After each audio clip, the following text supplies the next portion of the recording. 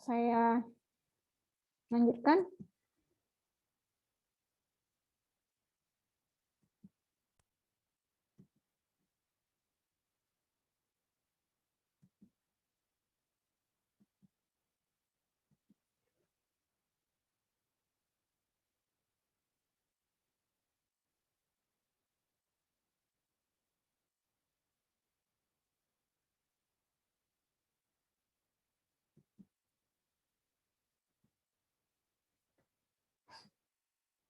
Saya lanjutkan dengan rekahan ya.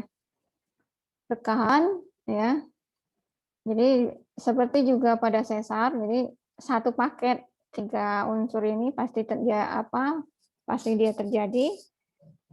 Nah, kekar umumnya terbentuk karena proses tektonik yang terjadi pada suatu daerah. Itu bedanya ya. Bedanya kekar itu dengan patahan dan lipatan, rekahan. Kalau patahan dan lipatan itu wilayahnya yang terjadinya itu luas ya, sangat luas, sampai ratusan kilometer. Tapi kalau rekahan hanya terjadi pada daerah tertentu. Nah, kalau misalnya kalau gempa, kalau itu kan biasanya itu ada yang share foto, itu tanahnya terbelah atau jalan terbelah, ya kan, jalan terbelah. Nah, itu biasanya jalan terbelah itu hanya di lokasi-lokasi tertentu saja. Nah, ini terbentuk karena proses tektonik yang terjadi pada suatu daerah tertentu.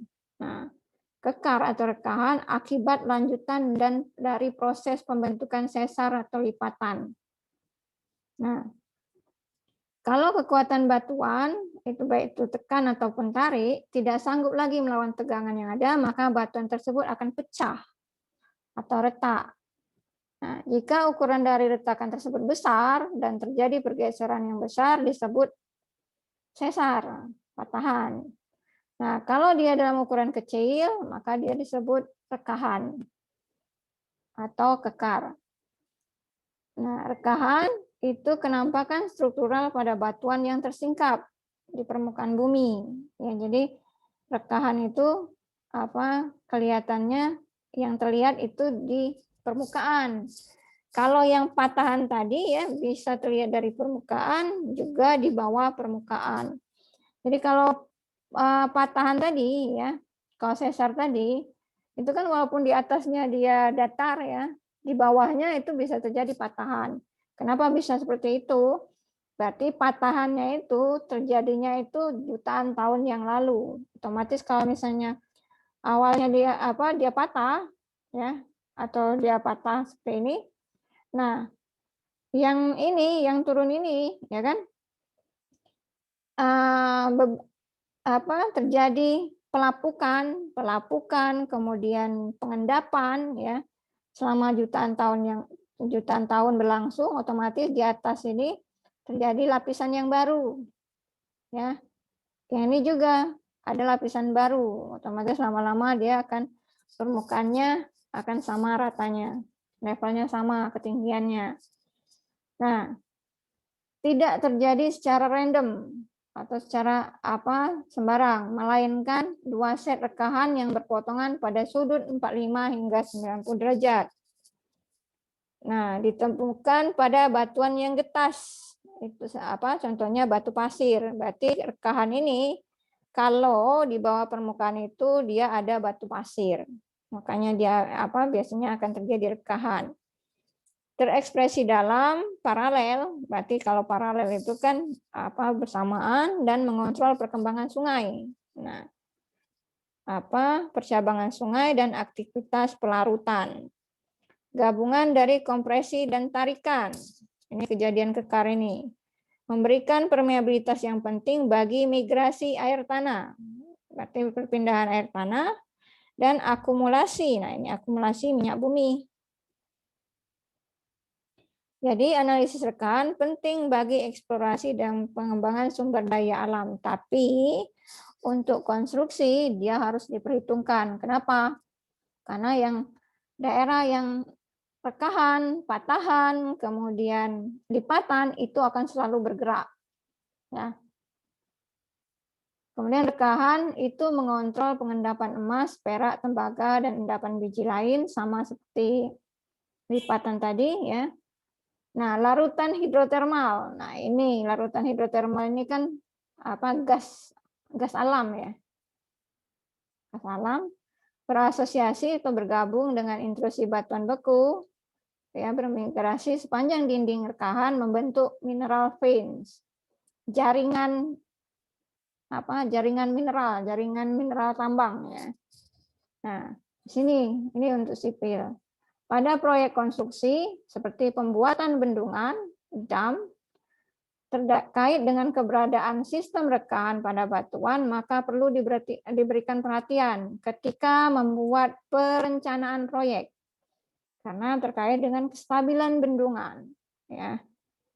Karena daerah atau wilayah yang terdapat rekahan dan patahan terutama ya, itu akan selalu bergerak, terutama kalau misalnya dia akan kalau dia dekat dengan zona tektonik ya, kayak seperti misalnya lempengan ya, lempengan tektonik. Nah, masalah rekahan itu hal yang sangat penting karena mereka ini ya merupakan mereka ini maksudnya rekahan ini ya, jalur-jalur lemah dalam batuan. Kenapa jalur lemah? Ya karena dia paling mudah, kalau lapisan batuan yang paling mudah untuk patah atau pecah.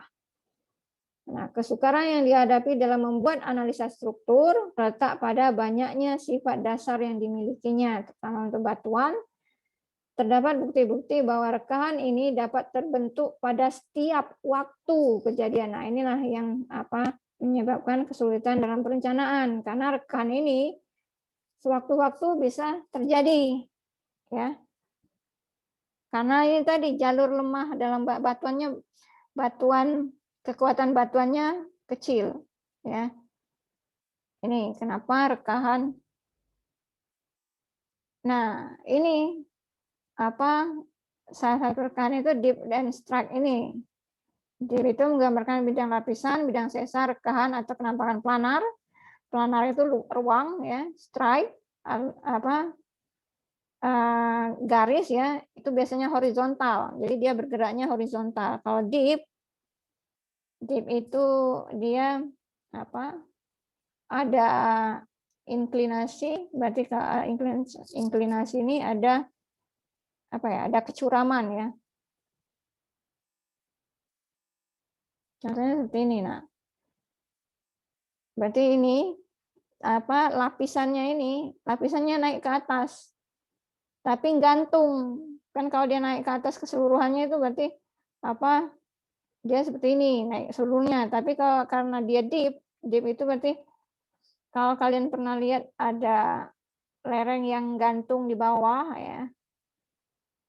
Ini ya. Itu bukan karena misalnya bagian bawahnya longsor, abrasi, misalnya. Biasanya ini di tepi-tepi pantai ya. Itu bukan karena itu akibat utamanya itu ya karena ada rekahan ya. Jadi dia naik tapi dia naiknya itu bukan lurus ke atas tapi agak miring, ada inklinasi, ada curamnya. Jadi kalau misalnya biasanya di batu-batu karang ya. Nah, kan di tepi-tepi pantai. Nah, ini adalah disebut dip. Nah, tolong dicari ya tugasnya jadi tadi ada lipatan, kemudian ada patahan, ini ada rekahan. Nah, contoh dip and strike. Ini. Jadi ada 3. Jadi dibuatnya sama kayak tugas pertama. Itu dalam bentuk seperti clipping ya. Ini kertas A4.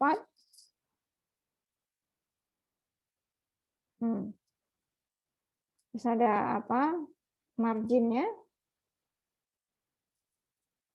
lipatan misal. Terus jenisnya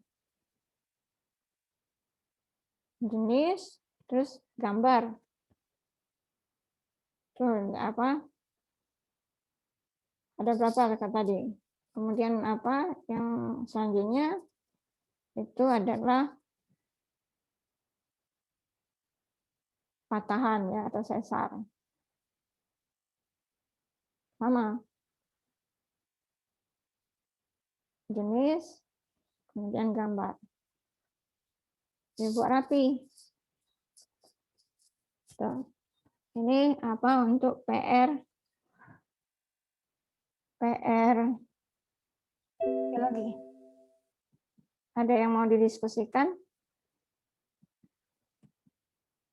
Nah, contoh-contohnya tadi berarti apa gambarnya beda dengan apa harus beda dengan ini apa dengan materi gitu.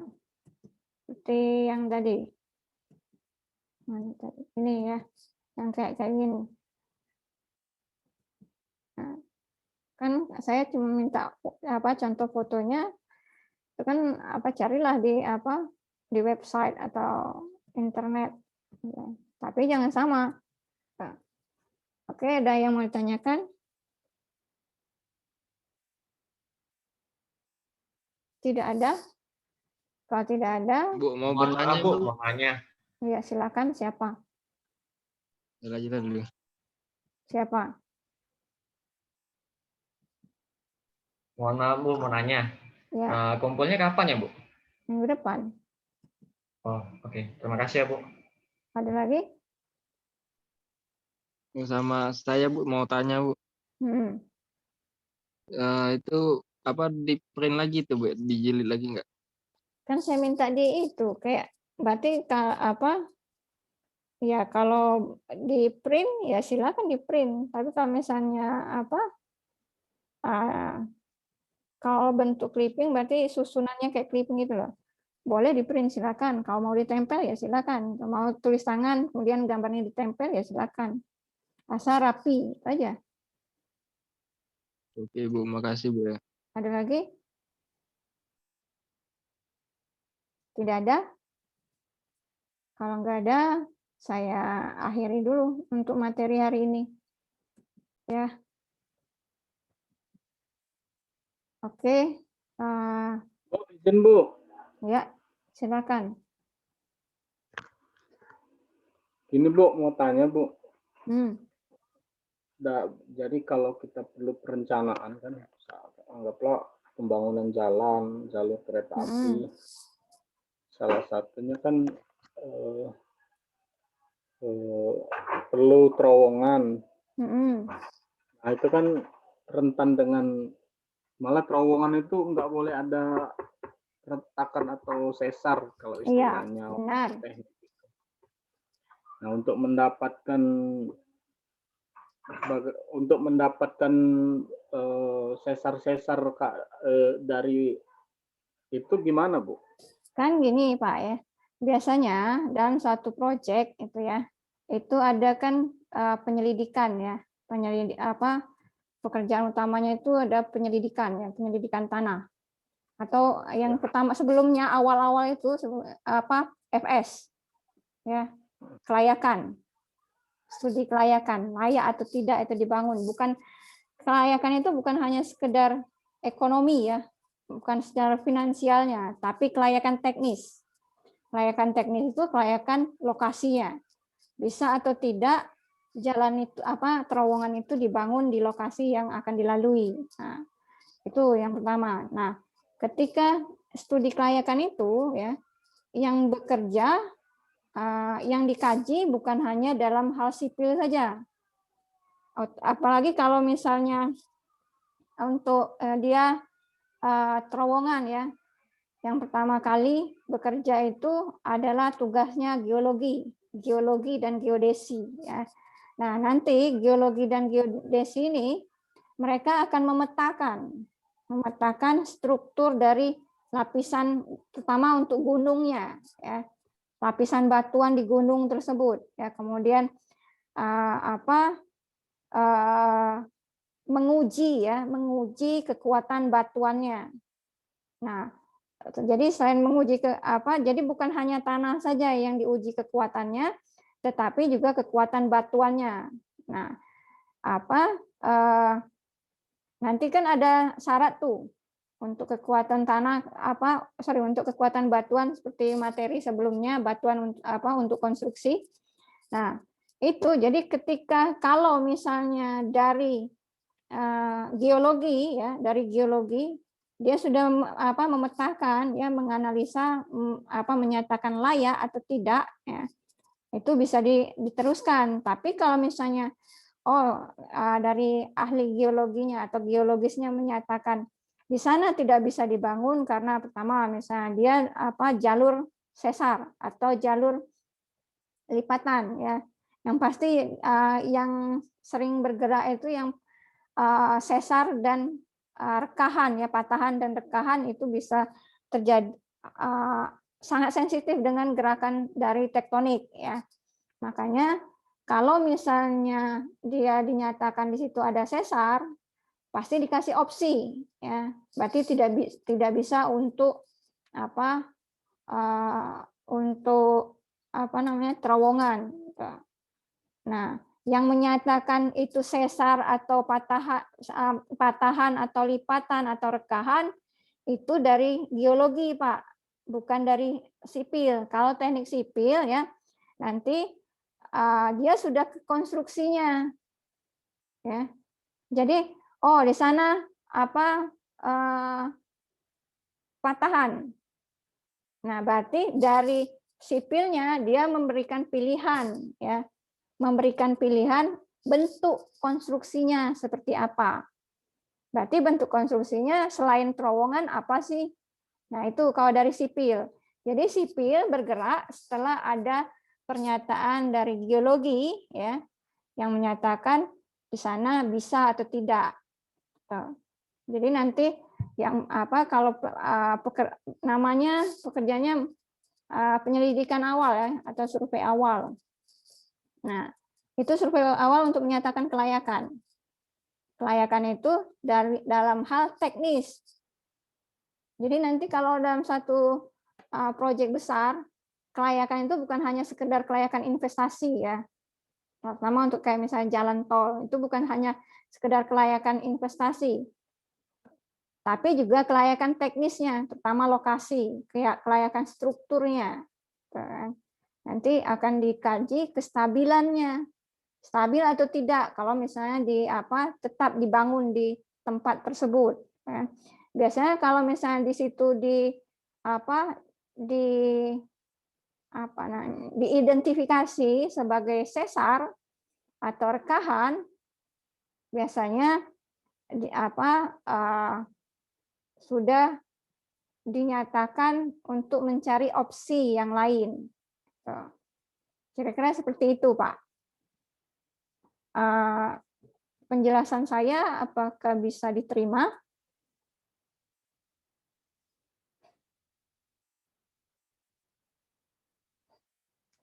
Oke, ada lagi? Nah, jadi maksudnya gini, kenapa kita harus belajar struktur geologi? Paling tidak ya, nggak buta-buta amat ketika orang geologi menyodorkan, oh tidak boleh, kenapa tidak boleh? Kita kan harus tahu juga kenapa tidak boleh. Nah, itu. Kalau di sipil ini, mau itu tanah lunak, mau itu selama itu masih bisa dibangun dibangun dengan konstruksi ya, itu kan bisa direkayasa, bisa dirancang konstruksinya. Tapi sekarang konstruksi itu bisa bertahan atau tidak. Nah, kalau menyangkut misalnya terutama untuk bangunan bawah tanah ya, itu biasanya itu yang menyatakan bisa atau tidak terlebih dahulu ya, itu dari geologisnya. Nanti orang geologisnya dia penyelidikan batuan, kemudian geodesi dia akan memetakan permukaannya kan. Kemudian baru nanti ke teknik sipilnya ya, geotekniknya dia ke kekuatan tanahnya. Ya, kekuatan tanahnya itu lebih ke tekanan lateralnya. Kalau untuk terowongan itu kan Berarti kalau terowongan itu kan dia di dalam di kanan kirinya dia ditekan oleh beban tanah, kemudian di atasnya juga ada tekanan vertikal atau tegangan efektifnya. Nah, tapi sebelum itu untuk menyatakan stabil atau tidak untuk lapisan batuan itu adalah geologis. Kira-kira ada lagi? Berarti itu tugasnya orang geologi, Bu ya? Iya, makanya geolog. Iya, kalau ketika kan sebelum konstruksi itu benar-benar ada detail engineering design-nya ya. Itu kan ada FS, studi kelayakan yang menyatakan proyek itu layak untuk dibangun atau tidak atau diteruskan atau tidak, ya kan? Nah, kelayakannya itu tidak hanya kan kalau kelayakan nanti kalian belajar ada mata kuliah studi kelayakan. Studi kelayakan itu kan layak secara finansial atau investasi menghasilkan menguntungkan atau tidak, ya. Yang kedua, dari kelayakan dari segi peraturan perundang-undangan. Kemudian yang terakhir ya, kelayakan dari konstruksinya. Konstruksinya itu terutama untuk lokasi ya, kestabilan lokasinya. Nah, karena dia kalau untuk terowongan, karena terowongan itu dia konstruksi bawah tanah ya, konstruksi bawah tanah, dia hanya tidak berhubungan dengan tanah saja, tapi lapisan batuan, dan yang lebih menguasai mengenai lapisan batuan ini kan orang geologi ya. Jadi kan kalau teknik sipil itu kalau geotekniknya itu lebih ke tanah, Pak. Lebih ke struktur tanahnya. Tapi kalau ke struktur batuannya itu orang geologi. Jadi wewenangnya orang geologi. Nah, tapi kenapa kita harus tahu struktur geologi? Paling tidak ketika kita disodori orang geologi ini tidak boleh karena ada sesar atau ada rekahan. Oh, berarti kalau sesar rekahan dia akan selalu bergerak gitu. Berarti tidak cocok untuk konstruksi dibangun di atasnya seperti itu.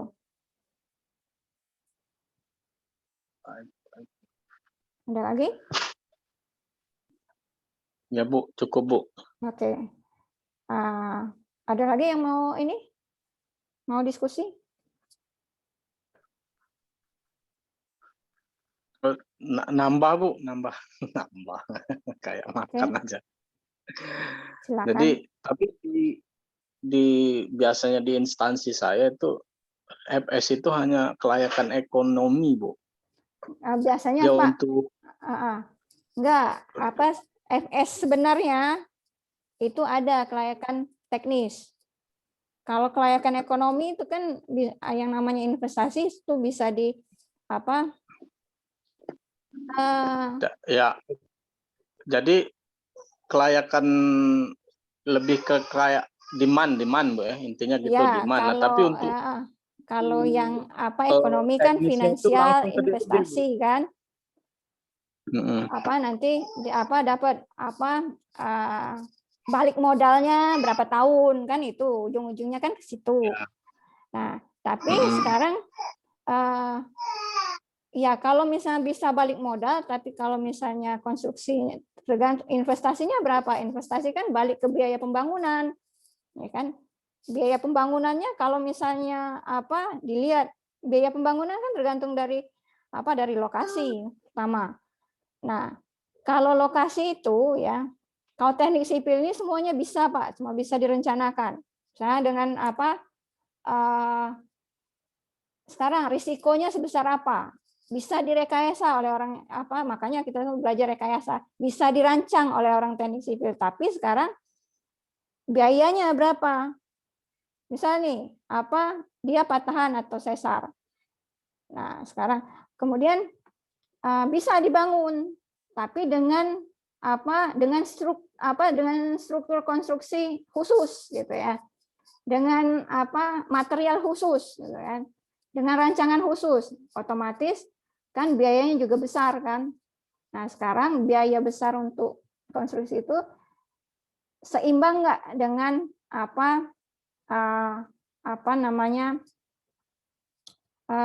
net present value-nya, kan, untungnya, itu kan, benefit-nya, kan ke situ nanti, gitu.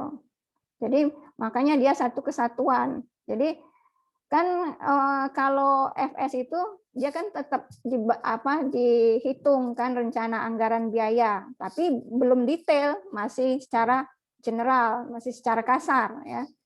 Nah, itu kan sudah dihitung nanti kalau timbunannya berapa, kalau galinya berapa, tapi belum sampai ke detail seperti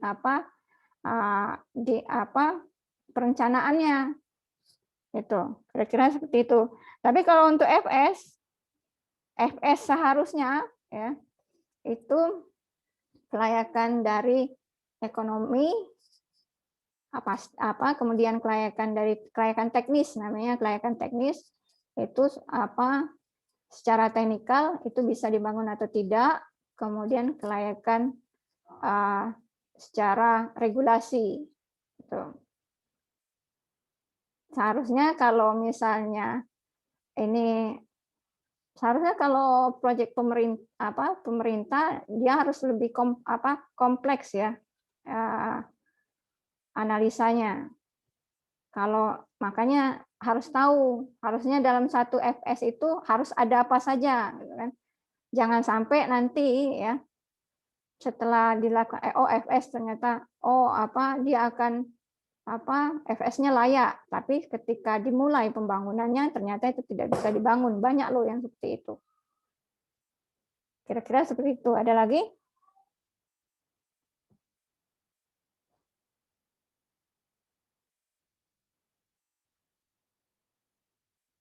Ya, Bu.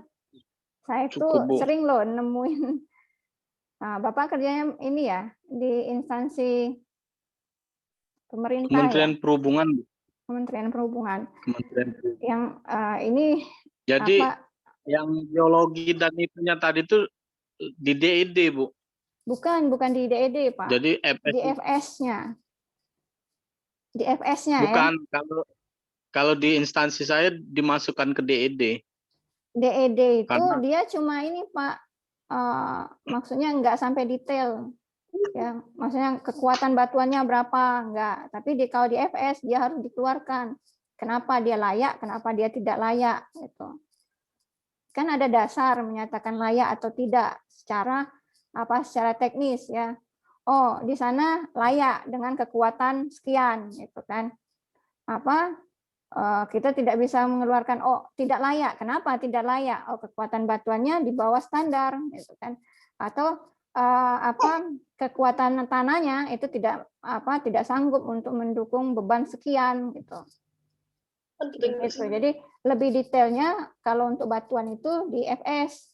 Kalau di DED dia sudah ke konstruksinya, kan detail engineering design ya. Sudah ke detail konstruksinya ya, bangunannya.